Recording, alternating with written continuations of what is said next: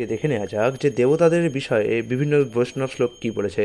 যেমন গীতার 3য় অধ্যায়ে বলা হয়েছে, যজ্ঞের ফলে সন্তুষ্ট হয়ে দেবতারা তোমাদের বাঞ্ছিত ভোগ্য বস্তু প্রদান করবেন। সুতরাং দেবতাদের দেওয়া বস্তু দেবতাদের নিবেদন না করে যে ভোগ করে সে নিশ্চয় চোর। ইষ্টান ভোগানি বো বেবা যাশন্তে যজ্ঞ ভাবিতা তৈর্দত্তাত্মপদায় ভোজ ভুঙ্ক্তে তেন এব সহ নিম্নগানাং যথা গঙ্গা দেবানামচ্যুত যথা বৈষ্ণবানাং যথা শম্ভু পুরাণামিদং তথা। এটা ভাগবতে বলা আছে। ঠিক যেমন সমস্ত নদীর মধ্যে গঙ্গা শ্রেষ্ঠতমা, সমস্ত আরাধ্য বিগ্রহের মধ্যে অচ্যুতি পরম, বৈষ্ণবদের মধ্যে শিবই শ্রেষ্ঠতম, তেমনি এই শ্রীমদ্ ভাগবত হচ্ছে পুরাণ সমূহের মধ্যে শ্রেষ্ঠ। সুদ গোস্বামী বলেছিলেন এটা। এছাড়াও ব্রহ্মসংগীতাতে বলা হয়েছে, দুগ্ধ যেমন দুধ যেরূপ বিকার বিশেষ যোগে দধি হয়, তবুও কারণরূপ দুগ্ধ থেকে পৃথক হয় না, সেইরূপ যিনি কার্যবশত শম্ভুতাপ্রাপ্ত হন সে আদিপুরুষ গোবিন্দকে আমি ভজনা করি। অর্থাৎ ভগবান থেকে যখন শম্ভু বা শিবের প্রকৃতি তৈরি হয় সেই গোবিন্দকে আমি ভজনা করি। মহাবিষ্ণুর একটি নিঃশ্বাস বাহির হয়ে যে কাল পর্যন্ত অবস্থিতি করে, তার লোমকূপজাত ব্রহ্মাণ্ডপতি ব্রহ্মাদি সেই কালমাত্র জীবিত থাকেন।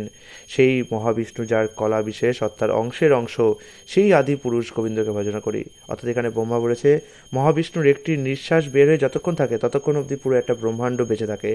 আর সেই মহাবিষ্ণুও যার কলা বিশেষ অংশের অংশ, সেই আদি পুরুষ গোবিন্দকে আমি ভজনা করছি। ব্রহ্মা আরও বলছে, সূর্য যেরূপ সূর্যকান্ত মণি সহ নিজ কিয়ৎ পরিমাণে প্রকট করেন, সেইরূপ বিভিন্নাংশ স্বরূপ ব্রহ্মা বা যা থেকে শক্তিপ্রাপ্ত হয়ে ব্রহ্মাণ্ডের বিধান করেন সেই আদিপুরুষ গোবিন্দকে আমি ভজনা করি। যেভাবে সূর্যের আলোতে সূর্যের থেকে আলো পেয়ে বিভিন্ন রত্ন বিভিন্ন মণি সূর্যকান্ত মণি চকচক করে, ঠিক সেভাবেও দেবতারাও সেই মণির মতো। আর আদিপুরুষ গোবিন্দ হচ্ছে সেই সূর্যের মতো। যেভাবে সূর্যের আলো থেকে যে আলো আসে সেটাই মণিমুক্তর আলো, প্রকৃতপক্ষে তাদের কোনো আলো নেই, ঠিক সেভাবে দেবতাদের যে তেজ যে জ্যোতি যে বরপ্রাপ্ত সবই সবই ভগবানেরই ইচ্ছাকৃত ইচ্ছার শক্তির প্রভাব, তাদের নিজস্ব কোনো শক্তি নেই।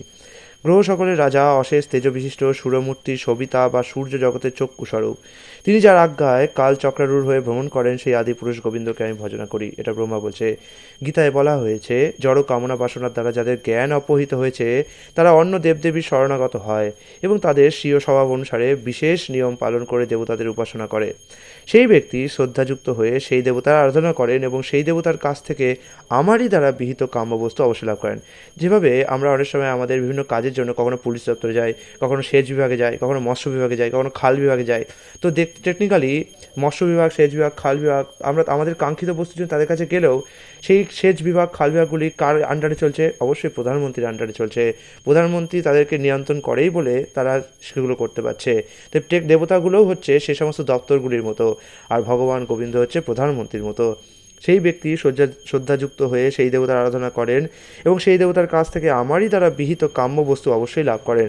এই জন্য ভগবান দেবতায় পূজারীদের মূর্খ বলেছেন। লোকেরা এটাকে খারাপ সেন্সে নেবেন না।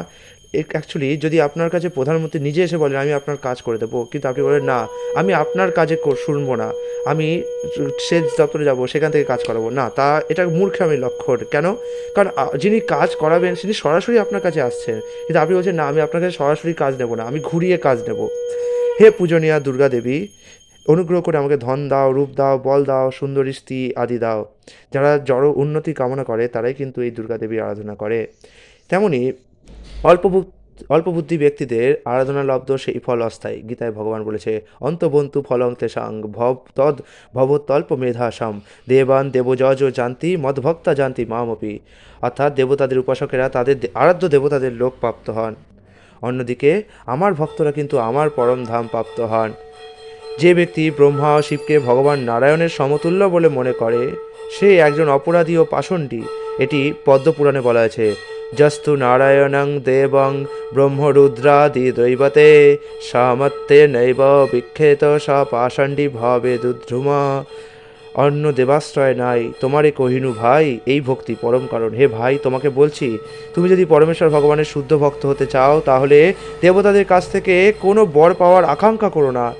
এছাড়া স্কন্দ পুরাণে বলা হয়েছে বাসুদেবং পরিত্যাজ্য জহন দেবমুপাসাতে সমাতারম পরিত্যাজ্য সাপচিং বন্দতে হিসা। যিনি ভগবান বাসুদেবকে পরিত্যাগ করে অন্য দেবতারা উপাসনা করেন তিনি সেই ব্যক্তির মতো আচরণ করেন যে তার নিজের মাকে পরিত্যাগ করে একজন পিশাচির আশ্রয় গ্রহণ করে।